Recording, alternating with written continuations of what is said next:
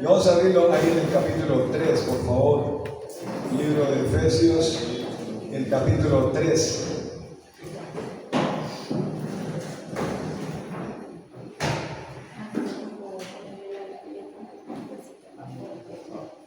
Libro de Efesios, el capítulo 3. Y esa lectura vamos a estarla haciendo del versículo 14 hasta el versículo 21. Libro de Efesios, el capítulo 3, versículo 7 al versículo 14, al versículo 21 dice: por esta causa doblo mis rodillas ante el Padre de nuestro Señor Jesucristo, de quien toma todo nombre, toda familia en los cielos y en la tierra, para que os dé conforme a las riquezas de su gloria, el ser fortalecidos con poder en el hombre interior por su Espíritu, para que habite Cristo por la fe en vuestros corazones, a fin de que arraigados y cimentados en amor, seáis plenamente capaces de comprender con todos los santos cuál sea la anchura, la longitud, la profundidad y la altura, y de conocer el amor de Cristo que excede a todo conocimiento, para que seáis llenos de toda la plenitud de Dios, y a aquel que es poderoso para hacer todas las cosas mucho más abundantemente de lo que pedimos o entendemos, según el poder que actúa en nosotros. A Él sea gloria en la iglesia, en Cristo Jesús, por todas las edades, por los siglos de los siglos. Amén. Vamos a orar. Señor, oramos en esta mañana para darte, Señor, infinitas gracias, porque muchos pecados, pero abundante gracia. Cuando el pecado abundó, sobreabundó la gracia. La palabra nos dice claro: perseveraremos en el pecado para que la gracia abunde. En ninguna manera que los que hemos muerto al pecado, pues no debemos vivir en el pecado. Ya el pecado no es lo que nos debe identificar. Nos debe identificar es que somos tus hijos. Vivir como hijos, amados. Vivir tal como lo estamos estudiando en estos versículos de esta epístola. Te pido, Señor, para que podamos en esta mañana, con corazón dispuesto, sensible, recibir las palabras, tu palabra que tienen para nosotros en la mañana de hoy. Dame tus palabras para hablar como tú quieres que hable. En el nombre de Jesús te alabamos, te glorificamos, te exaltamos. Amén y amén. Siguiendo con esta serie del libro de Efesios, en este capítulo 3, ya hemos estudiado el versículo 1 hasta el versículo 12. El sermón anterior estudiamos del 7 al 12, donde hablamos cómo el apóstol Pablo explica, no el ministerio, o bueno, sí explica el ministerio, habiendo hablado de un misterio también. Y en los versículos 7 y 8 vemos cómo Pablo fue llamado como siervo para proclamar el evangelio a todos, y proclamarlo sin distinción de origen o de clase social. Pablo no se ufanaba del llamado que el Señor le había hecho, sino que reconocía su indignidad, porque él recordaba cómo cuando no tenía a Cristo había perseguido a la iglesia, y entonces entendía que su ministerio que el Señor le había dado, nada más y nada menos, era un regalo de la gracia y del poder de Dios que transforma y capacita. Un momento, por favor.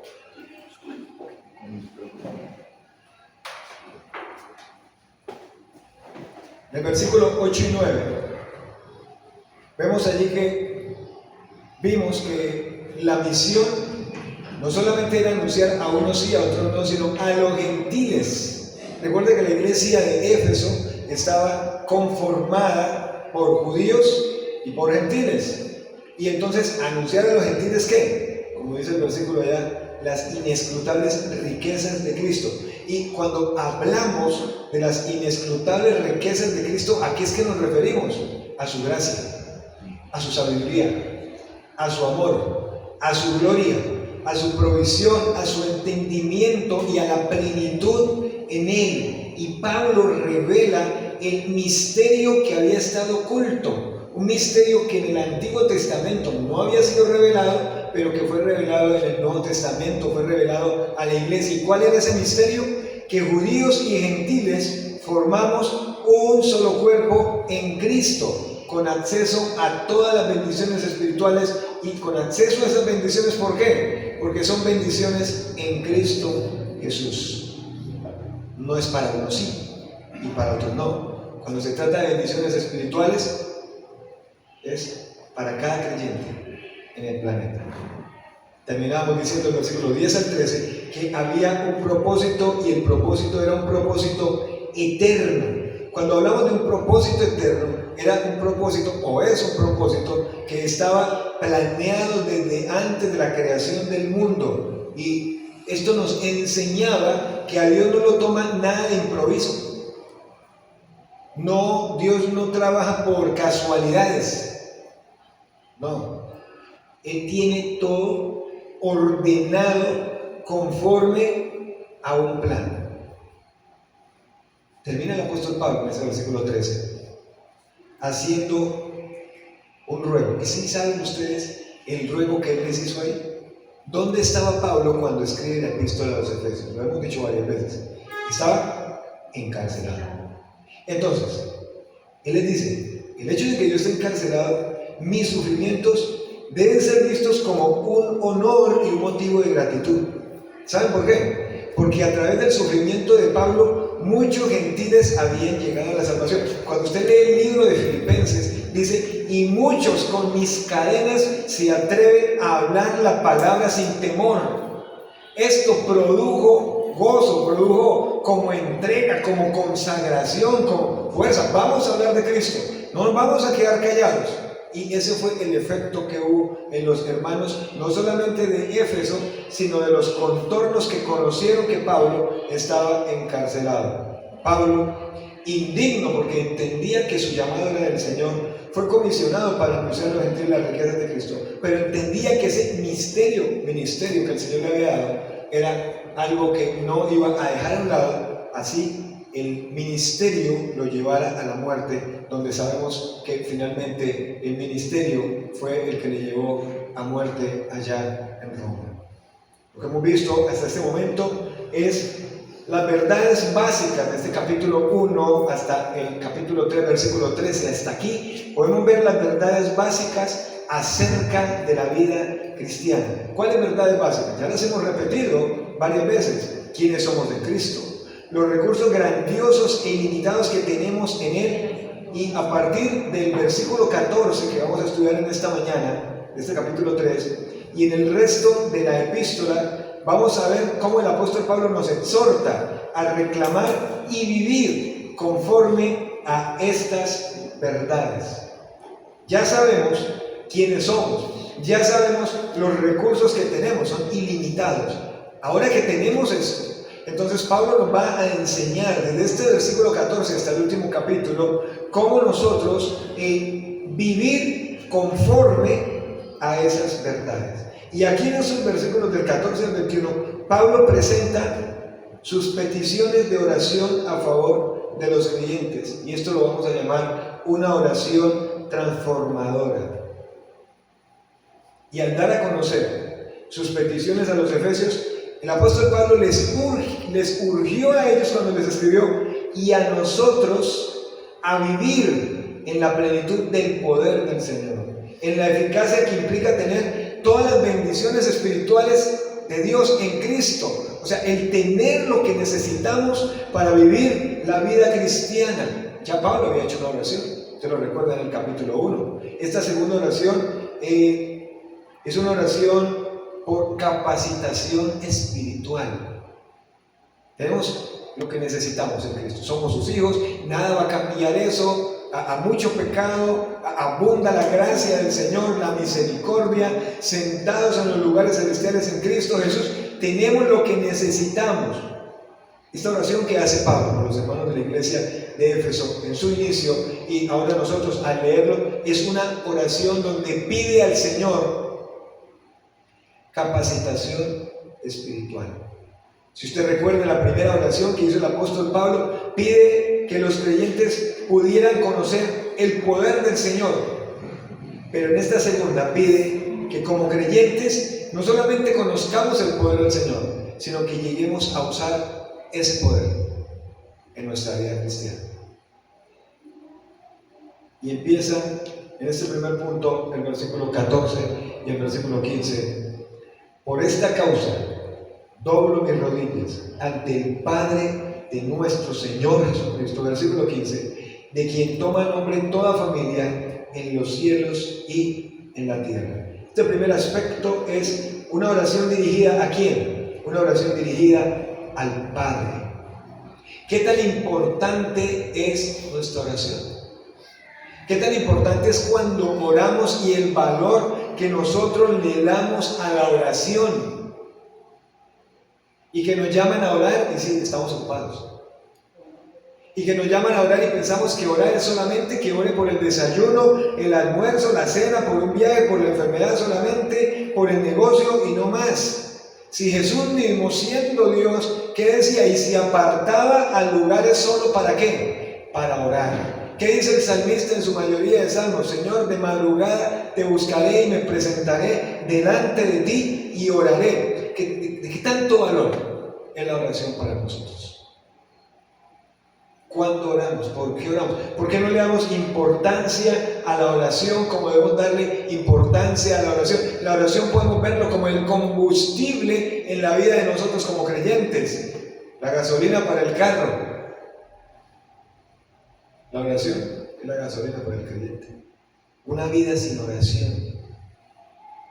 Y usted estará pensando ahí, pero sí, yo oro, pero es que no estoy hablando ni siquiera de la cantidad de tiempo, es vida de oración.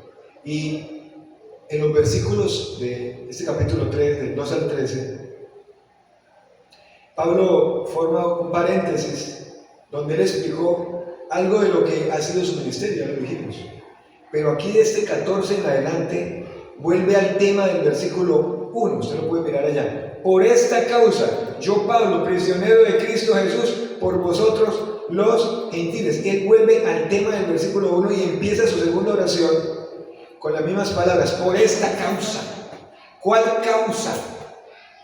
¿Será la misma causa que utilizó en el versículo 1? La misma causa de este versículo 14. ¿A qué se refiere Pablo cuando está diciendo aquí, por esta causa?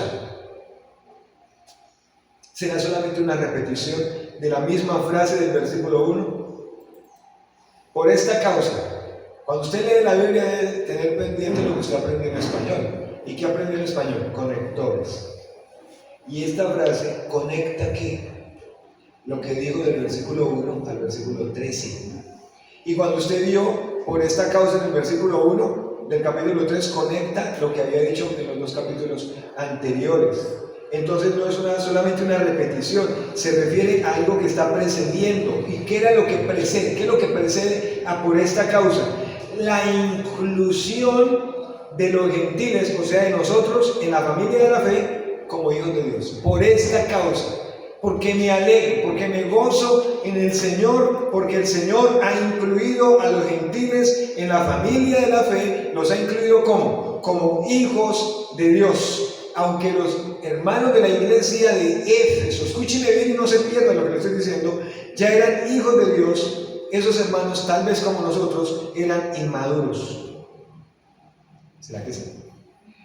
Nosotros pasamos por inmadurez. Somos inmaduros, esos hermanos eran inmaduros y Pablo lo reconoce, y entonces, y para que puedan comprender y aprovechar lo que ya era de ellos en Cristo, Pablo ora entonces, Pablo ora, porque tenían cosas que eran suyas en Cristo. Entonces dice, por esta causa. ¿Qué hacía por esta causa? ¿Qué dice el versículo? Versículo 14, doblo mis rodillas.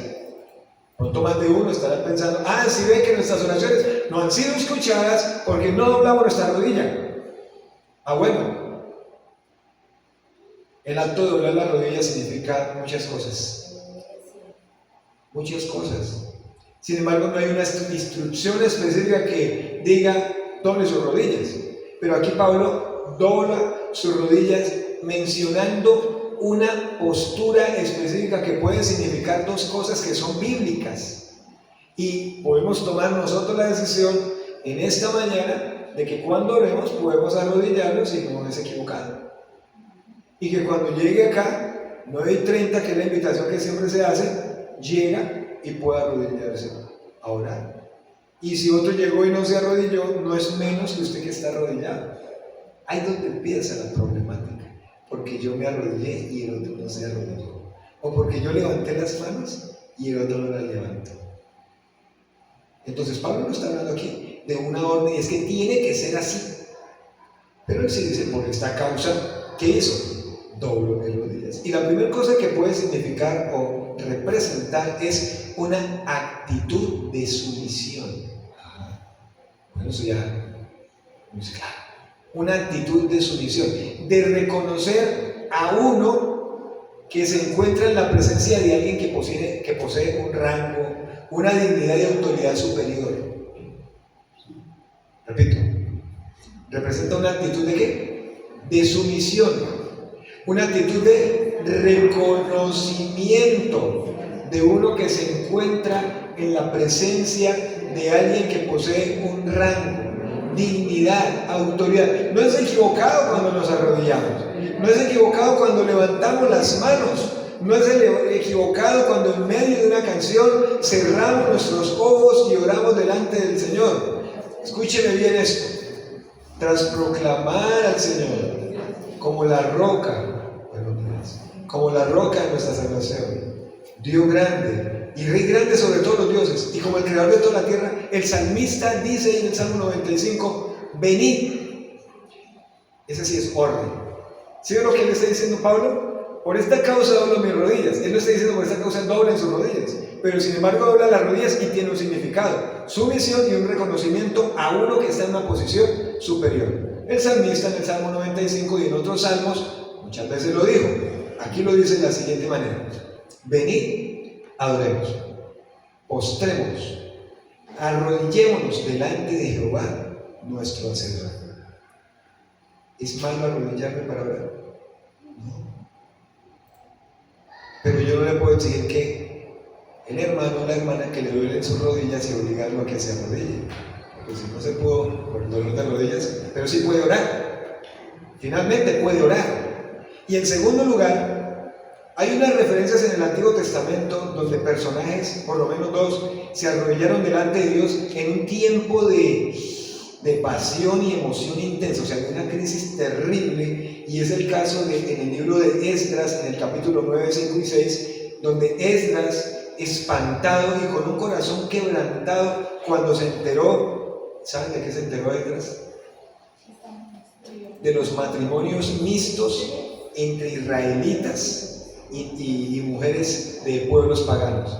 Entonces, en ese momento, Esdras, leámoslo, capítulo 9, versículos 5 y 6. Esdras,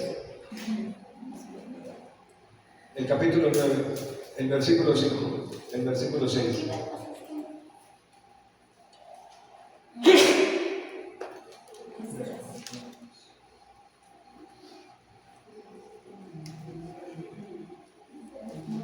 Dice así,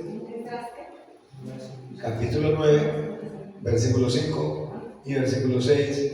Y a la hora del sacrificio de la tarde me levanté de mi aflicción, y habiendo rasgado mi vestido y mi manto, ¿cómo hizo? Me postré de rodillas.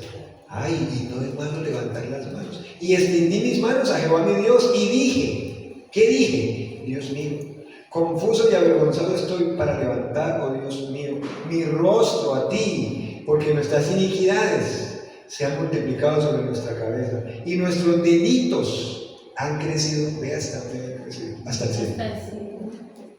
Y entonces Esdras ora como, de rodillas, y no solamente de rodillas, sino levantando sus manos, extendiendo sus manos para hacer confesión del pecado del pueblo. Pero es interesante cómo ora él, y Daniel ora parecido. Sí, este pueblo y yo hemos pecado. Hay un reconocimiento de qué? una actitud de sumisión y un reconocimiento de uno de mayor rango y que tiene autoridad. ¿Quién es? El Señor. Y también podemos recordar al profeta Daniel, al escuchar el edicto del rey Darío, que firmó un edicto fraguado por los celosos gobernadores, los sátrapas, para prohibir toda expresión de culto a cualquier deidad fuera del rey. Y sin embargo en Daniel 6:10, ¿qué dice? Que Daniel se arrodillaba ¿cuántas veces? 3 veces al día, y oraba y daba gracias delante de su Dios como lo solía hacer antes. Y cuando hicimos la serie de Daniel, los que la recuerdan, esa vez predicamos diciendo, no fue que empezó a hacer eso ahí para llevarle la contraria al rey. No, ¿qué dice el versículo? Como lo solía hacer cuando. Sí. O sea que ya venía haciéndolo así de esa manera. Sí. Y con la ventana ¿cómo? Abierta. O sea, no fue que la abrió y vamos a desafiar, ¿no? Él siempre abría la ventana y oraba con su ventana abierta. Y oraba al Señor. ¿Y cómo oró? De rodillas. Y otra escena que vimos en el Nuevo Testamento fue cuando Pablo se reunió por última vez con los ancianos de Éfeso. Dice allá en Hechos 20:36 que Pablo se puso de rodillas y oró con todos ellos. Aquí en este versículo de Efesios capítulo 3 estamos encontrando que Pablo dirige su oración ¿a quién? Al Padre de nuestro Señor Jesucristo. Jesús enseñó a sus discípulos a orar a su Padre y nosotros debemos hacer lo mismo. En uno de los devocionales que estábamos compartiendo, cuando comparto los devocionales, siempre estoy llamando a salvación y a buscar al Señor, lo estoy haciendo en el colegio. Y la pregunta que colocamos es, ¿todos podemos llamar a Dios Padre? Sí, pero ¿es su Padre? Como toda persona se ufana repitiendo Mateo capítulo 6, y todo el mundo, si usted puede ir a la calle y usted escucha a cualquiera diciendo Padre nuestro que estás en el cielo, santificado sea tu nombre. ¿Será que sí es el Padre de todo aquel que lo está repitiendo? No es el Padre de todos, porque únicamente Él es Padre de ¿quién? Juan 1:12, ¿cierto? Mas a todos los que le recibieron, a los que creen, le dio potestad de ser llamados ¿qué? Hijos. Y el Padre de sus hijos. O sea que no todo el mundo es hijo. Y entonces, ¿qué ha pasado cuando tanta gente? Porque esa oración la conocemos en español, pero esa oración está en todos los idiomas, ¿sí? ¿Qué piensan de esa oración? ¿Saben ustedes qué piensan?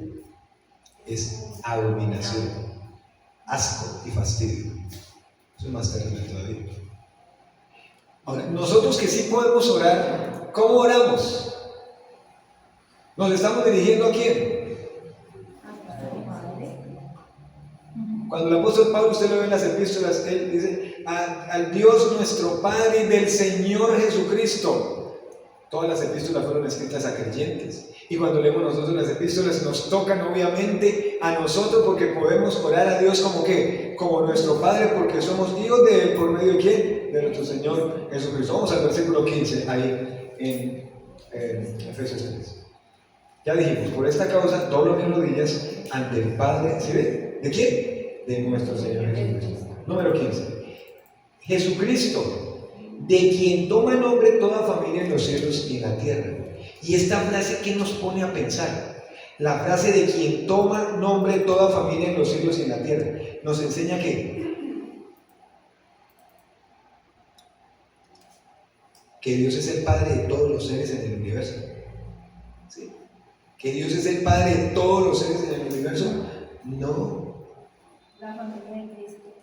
Es que hay un modo de pensamiento que es el famoso liberalismo moderno, que dice lo siguiente: habla de la paternidad universal de Dios y la hermandad universal de los seres humanos. Usted lo escucha, lo vivió, ¿no? Que todos tenemos a Dios como Padre y que todos somos ¿qué? Hermanos. Y eso, y que todos somos cristianos. Todo eso es totalmente equivocado, porque las Escrituras nos enseñan con claridad que solamente existen dos clases de paternidad espiritual, solo dos clases de paternidad. Uno, la de Dios, y otro, la de Satanás, no más.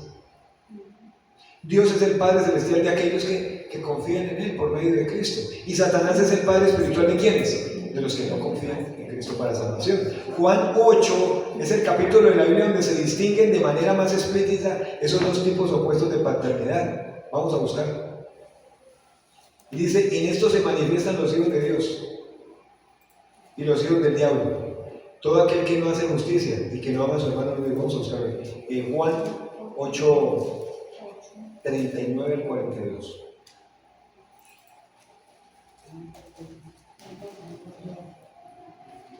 Libro de Juan, capítulo 8, versículo 39 al 42.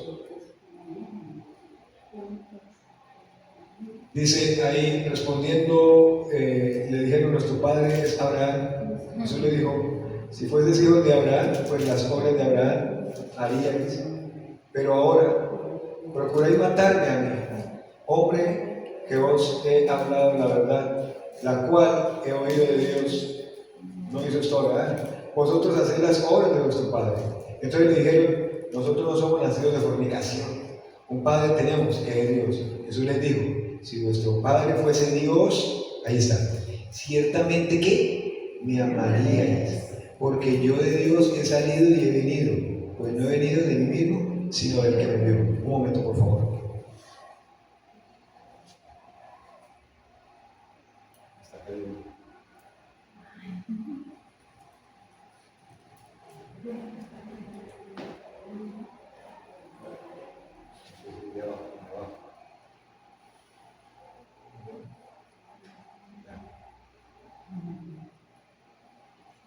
Gracias. Y también en la primera epístola de Juan 3:10 dice, en eso se manifiestan los hijos de Dios y los hijos del diablo. Todo aquel que no hace justicia y que no ama a su hermano no es de Dios. Ya. Entonces cuando Pablo está diciendo aquí en Efesios capítulo 3, el versículo 16, el versículo 15, perdón, de quien toma nombre en toda familia, en los cielos y la tierra, no está diciendo que Dios es Padre de todos y que todos somos hermanos. Está diciendo únicamente ¿quién? ¿Quién? ¿A qué se refiere? Esa expresión de toda la familia en los cielos y la tierra se refiere ¿a quién? A solamente a los creyentes de todas las edades, no más. ¿Sí? No más. Aquellos que ahora están en los cielos y los que todavía quedamos en la tierra. Son los únicos y somos los únicos en decir que Dios es nuestro Padre. No más.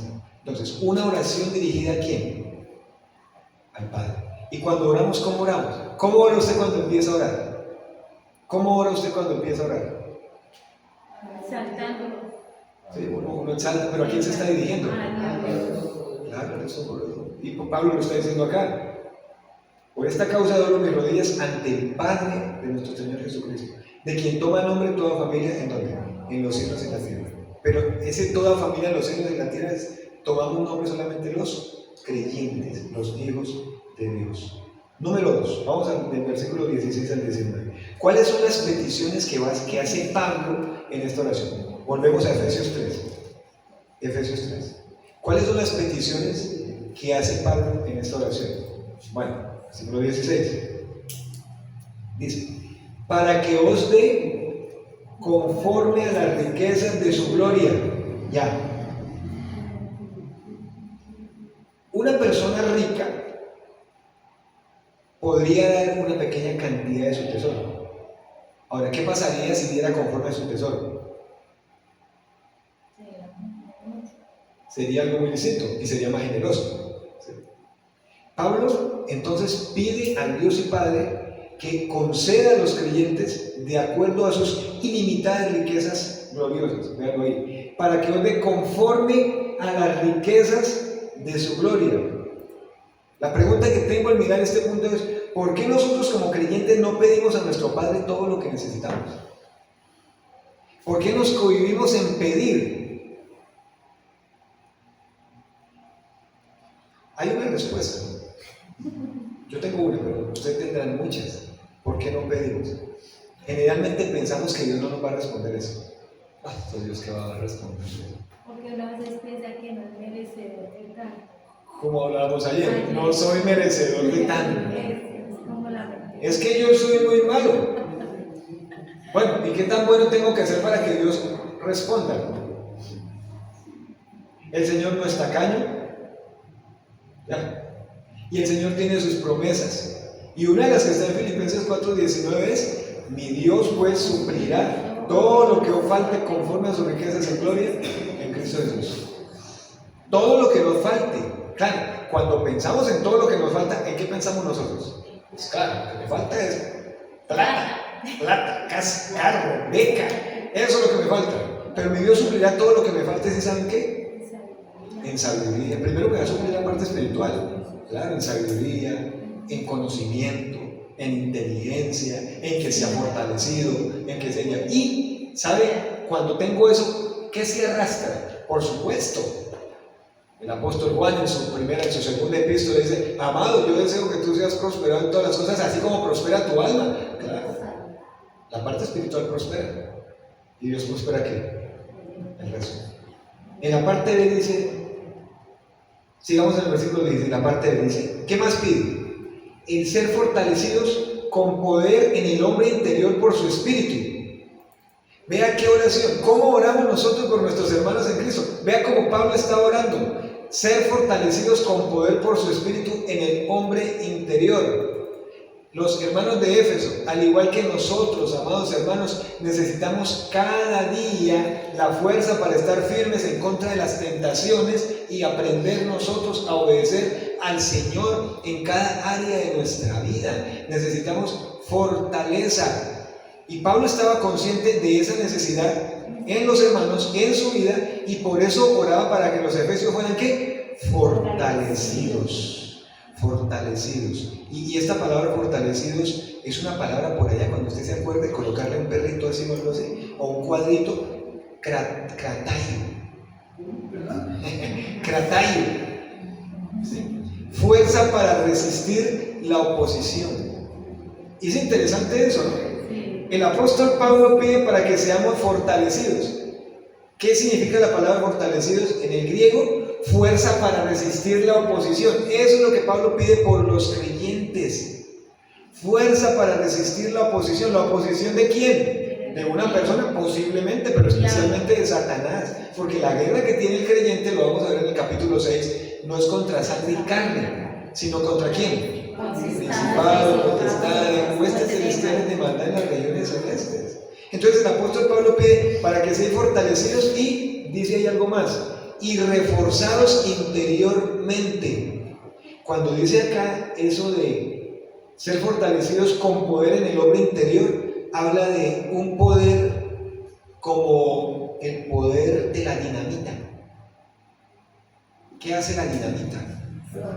Lo hemos escuchado por televisión, mucho sufrimiento, pero es la misma raíz, que seamos fortalecidos con poder, dinamita. Ese poder viene ¿de dónde? De Dios por medio del Espíritu Santo. Ya tenemos ese poder. Entonces, hablamos del capítulo 1 al capítulo 3, versículo 13, lo que somos en Cristo. Ahora estamos viendo, ya se dan cuenta, cómo llevar eso a la vida práctica. Entonces Pablo empieza a orar para que como creyentes seamos fortalecidos con poder por su espíritu en el hombre interior. Y ser fortalecidos, vuelvo y repito, resistir con fuerza la oposición ¿de quién? De Satanás.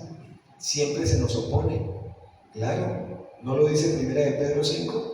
Que el que anda haciendo como león rugiente, buscando a quien devorar. Que dice 2 de Corintios 11, dice que no debemos ignorar las maquinaciones de Satanás porque se disfraza como ángel de luz.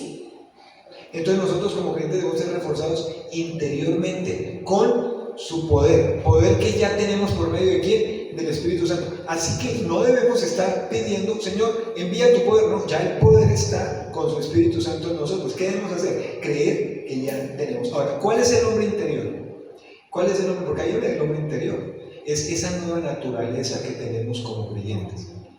Romanos 7:22 dice que es esa nueva naturaleza que se deleita en la ley de Dios. Es esa nueva naturaleza que se renueva de día en día, como dice 2 de Corintios 4:16.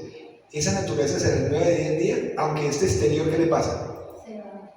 Se va desgastando. ¿Sí?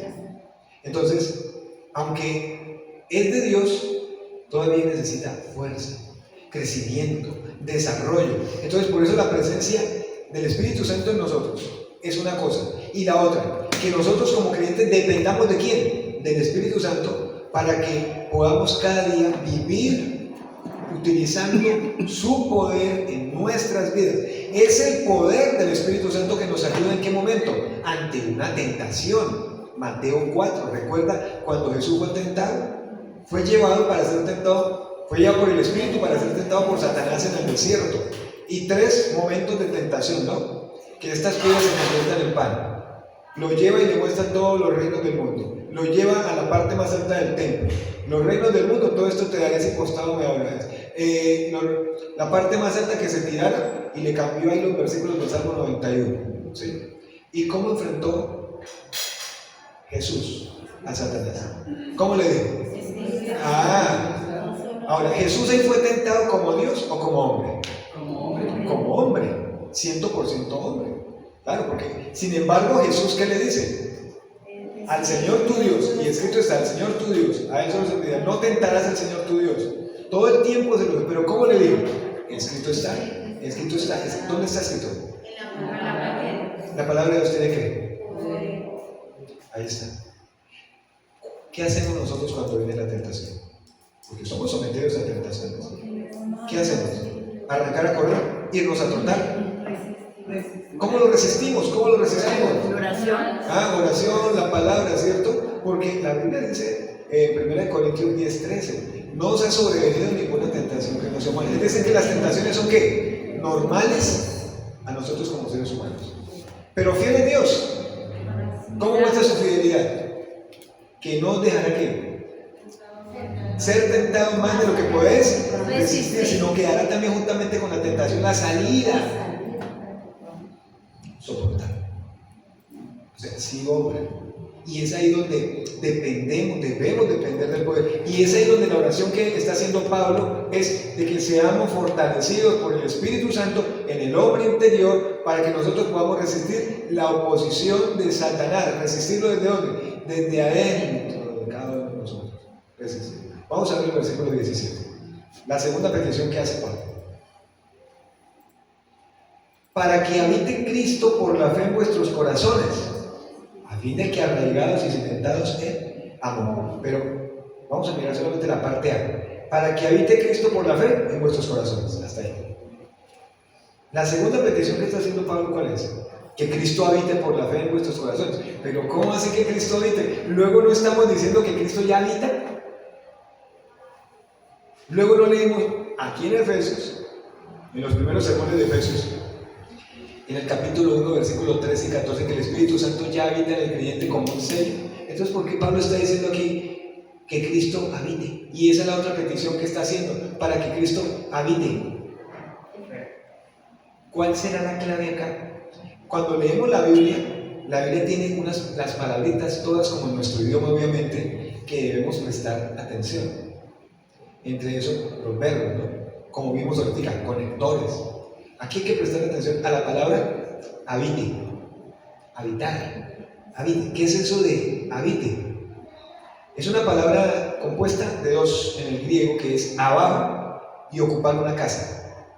Escúchalo bien, abajo y ocupar una casa. Entonces, aquí la connotación no es solamente de lo que ya estudiamos en Efesios 1, de que el Espíritu Santo ya habita en el interior de la casa, sino en que a pesar de que ya habita en el interior de la casa, se sienta allí como en casa, instalado, arraigado como un miembro de familia, que se sienta que puede obrar, porque sí, somos creyentes y el Espíritu Santo está en nosotros, pero a veces no se desobra en nosotros, no porque Él no quiera obrar, sino porque nosotros siempre estamos dando prioridad ¿a qué? ¿A qué? A nuestra carne, a nuestros deseos, a nuestra forma, a nuestra manera. Pero no es que no esté, claro que sí está, pero es como si que no habitara, no se siente en casa, no se siente cómodo, no se siente instalado, arraigado. Entonces Cristo no puede sentirse en casa en nuestros corazones hasta que nuestro ser interior se someta a su fortalecimiento. ¿No han visto ustedes en la palabra tantas veces que dice someteos a Él, someteos al Señor? Y cuando se trata de la oposición de Satanás, pensamos que es solamente gritar y echar fuera. No, Santiago 4 lo dice claritico. Someteos pues a Dios, resistid al diablo y huirá de vosotros. Entonces hay un orden. El orden nos lo está colocando aquí este versículo. Y Santiago, ¿qué debemos hacer para resistir al diablo? ¿Someternos a quién? Someternos al Señor. Cuando me someto al Señor, entonces el Señor se siente ¿qué? Instalado, cómodo y se siente en casa. ¿Ya me hago entender? Entonces Pablo, la segunda petición que está colocando aquí es para que habite Cristo por la fe en vuestros corazones. ¿Quién debe controlar nuestra vida? Dios, por medio de su Espíritu Santo, debe controlar nuestra vida.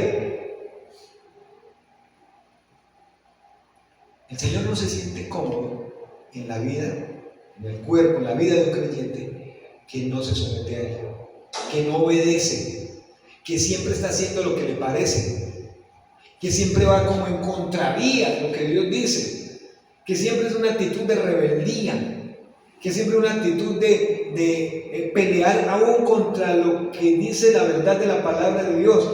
La enseñanza de Pablo no se relaciona aquí con el hecho de la presencia de Jesús, sino, vuelvo y repito, con la calidad de esa permanencia allí. Realmente el Señor está obrando en nuestra vida. Cuando Él obra es porque se siente en casa y cómodo. Sí está obrando en nuestra vida. Cuando obra en nuestra vida, el pensamiento es diferente.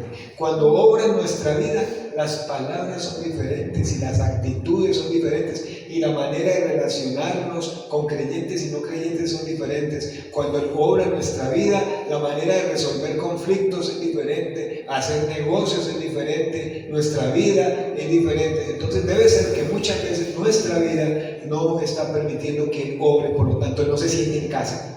Aunque está ahí, no se siente en casa. ¿No les ha pasado a ustedes que están en una casa y a uno le dicen que después de 2 días o 3 días ya uno no se siente en casa? Sí. O sea, a nosotros nos ha pasado. Y ha pasado. ¿Sí? Después de 2 o 3 días ya ese gozo y ese abrazo que le dieron a uno al principio, ya no viene.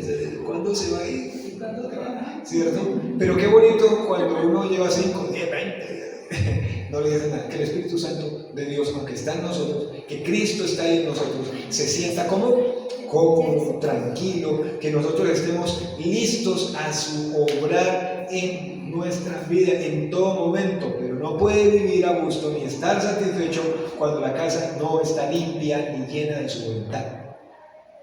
¿Cómo está nuestra vida? Eso es lo que debemos preguntarnos. ¿Ya entienden por qué Pablo está orando por los efesios? Y esa oración nos toca a nosotros, porque reconocía que los hermanos de la iglesia de Efeso eran inmaduros. Y tal como ustedes, como nosotros como creyentes, no aplicaban, no veían las riquezas que el Señor tenía para ellos. Nadie puede sentirse del todo en casa hasta que se le permita que habite. En nuestros corazones, por medio de la fe continua, que confía en Él con respecto al ejercicio de su señorío sobre cada uno respecto a nuestra vida. Su presencia es algo que recibimos y practicamos por la fe. Juan 14:23 dice: el que me ama, mi palabra guardará, escúchelo bien, y mi Padre le amará, y vendremos a Él y haremos morada con Él. Esta es la primera parte, vamos a dejarles algunas de. Esta es la primera parte de esta oración, porque la oración va hasta el versículo 21. ¿Sí? Entonces, 2 cosas que está pidiendo Pablo, las acaba de decir. ¿Cuáles son? Vean ahí en el versículo. ¿Cuáles son las 2 cosas? Eso, para que habite Cristo por fe en los corazones, que se sienta en casa, o sea, que obre. Y la segunda está en el versículo anterior, el 16, que seamos ¿qué? Fortalecidos, ¿cierto? O sea, para que entonces tengamos fuerza para resistir ¿qué? La oposición. ¿Sí? Para pararnos firmes frente a las acechanzas de Dios. Y claro, él ora por esto allí, pero si usted ve el capítulo 6 que estudiaremos luego, allá del versículo 10 en adelante dice: por tanto, tomad ¿qué? Toda la armadura de Dios. Claro, por supuesto. ¿Qué podemos decir en conclusión? Que la oración manifiesta nuestra dependencia del Señor. Claro que sí. La oración manifiesta nuestra dependencia del Señor. ¿Qué tan importante es orar? Lo dije al principio. Es que sí es importante. Y también lo repito, no es que ore solo por el desayuno, yo oré por el almuerzo y la cena. Eso es apenas lógico. O por un viaje, o por la salud, está bien. Pero no, el Señor habla de una vida de oración, de orar. ¿Qué dice 1 Tesalonicenses 5, 17 y 18? Estad siempre gozosos y ¿qué? Orad sin cesar. Orad sin cesar. Jesús cuando oraba, y dice que se apartaba de lugares solos, dice, y allí oraba. Aquella escena que lo llevó de noche a orar, se encontró, y ciertos amigos allá lo llevó y cuando volvió los encontró ¿cómo? Dormidos. Durmiendo. Cuando oraba en el Antiguo Testamento, nombramos a David. Señor, de madrugada vendré, me presentaré delante de ti, oraré y esperaré. ¿Quiere orar de rodillas? Ore de rodillas. ¿Quiere orar con la mano levantada? Está bien. Pero si usted la levantó con esa rodilla, no critique al que no lo hizo. El Señor está mirando el corazón, no tanto las manos levantadas y las rodillas ahí.